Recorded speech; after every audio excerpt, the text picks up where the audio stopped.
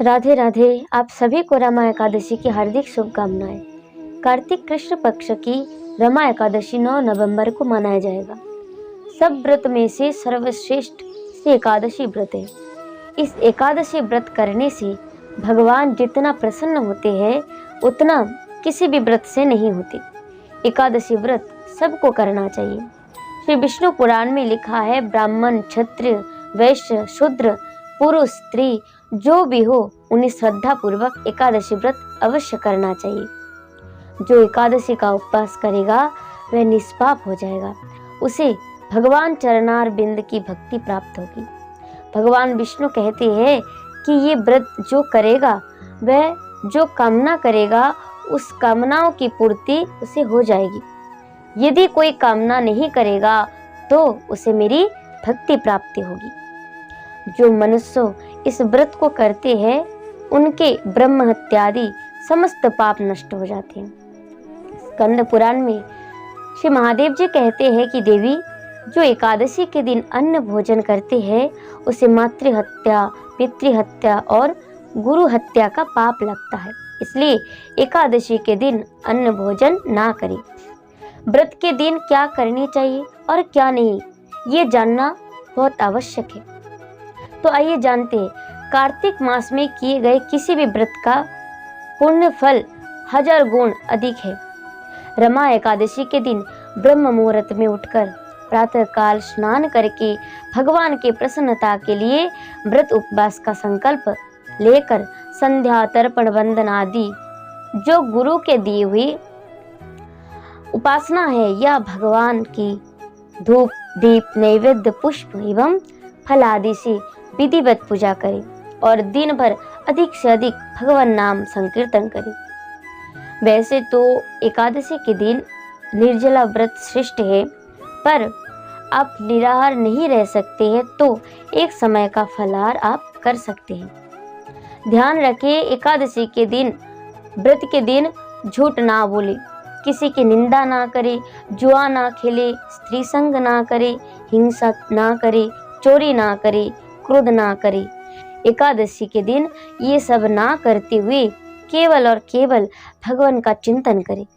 आइए अब रमा एकादशी की पवित्र इस व्रत कथा को श्रवण करते हैं। जो मनुष्य इस कथा को श्रवण करते हैं वो समस्त पापों से छूटकर भगवान के परम धाम को प्राप्त करते हैं। धर्मराज के द्वारा पूछने पर भगवान ने एकादशी व्रत कथा सुनाते हुए कहते हैं कि प्राचीन काल में एक नगर में मुचकुंद नाम का राजा राज्य करता था। ये राजा बड़ा धर्मात्मा, विष्णु भक्त और न्याय के साथ राज्य करता था। वह यज्ञ, तप, उपवास, व्रत आदि में बहुत श्रद्धा रखता था। विधि पूर्वक एकादशी व्रत करते और सारी प्रजाओं को व्रत करवाया करते थे। उस राजा की एक कन्या थी जिसका नाम था चंद्रभागा। उस कन्या के विवाह चंद्रसेन के पुत्र शोभन के साथ हुआ था। एक समय शोभन ससुराल आया। उसके कुछ दिन बाद कार्तिक की रमा एकादशी का व्रत आने वाला था।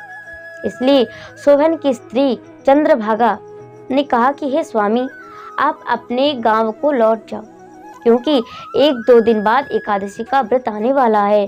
मेरे पिता की आज्ञा की इस दिन सारी प्रजा व्रत करे, जो नहीं करता उसे भारी दंड मिलता है। मेरे पिता के राज्य में एकादशी के दिन कोई भी भोजन नहीं करता। हाथी, घोड़ा, ऊंट, बिल्ली, गौ आदि भी तृण, अन्न, जल आदि ग्रहण नहीं कर सकते। फिर मनुष्य का तो बात ही क्या कहना। और आप तो भूख प्यास सहन कर ही नहीं सकते, इसलिए आपको यहाँ से चले जाना ही ठीक है। शोभन ने कहा कि मैं यही रहकर एकादशी का व्रत करूँगा और जो भाग्य में है वो देखा जाएगा। तो एकादशी के दिन शोभन ने व्रत किया और सूर्यास्त के बाद भूख प्यास ना सहने के कारण तड़पने लगे और प्रातः काल होते ही शोभन के प्राण निकल गए। इस व्रत के प्रभाव से शोभन मंदराचल पर्वत का राजा बन गया। नगर में रहने वाले एक सोम शर्मा नामक ब्राह्मण तीर्थ यात्रा करता हुआ मंदराचल पर्वत पर पहुंचा। तब उसने शोभन को देखा और उसे राजा बनने का कारण पूछा। शोभन ने कहा कि मैंने अपने ससुराल में एकादशी का व्रत किया था और उसके प्रभाव से ये सब कुछ हुआ।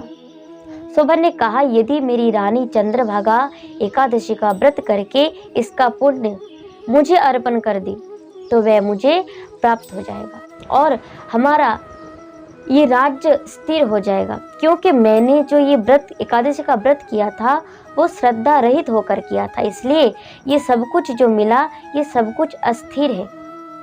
ब्राह्मण ने जाकर रानी को सब कुछ हाल कहा और उसने रमा एकादशी का व्रत किया और उसका जो फल है वो अपने पति को अर्पण कर दिया। व्रत के प्रभाव से प्राप्त हो गई उनका राज्य स्थिर हो गया।